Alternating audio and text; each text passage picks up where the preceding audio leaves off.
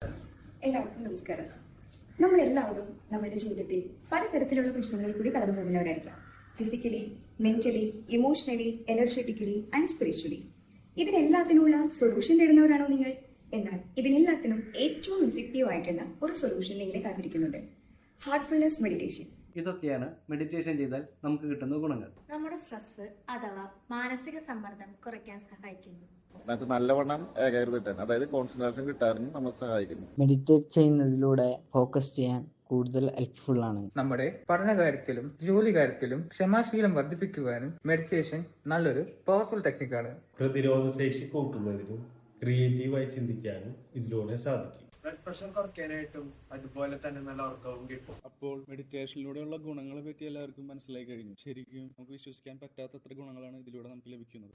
ഈ വരുന്ന ഡിസംബർ 21 ഞായറാഴ്ച വൈകുന്നേരം 8 മണിക്ക് യൂട്യൂബ് ചാനലിൽ ഞങ്ങൾ അവരവരുടെ വീട്ടിലിരുന്നു കൊണ്ട് തന്നെ രാജിയോടൊപ്പം പ്രാണാഹുതിയോട് കൂടിയുള്ള മെഡിറ്റേഷനിൽ പങ്കെടുക്കുന്നു.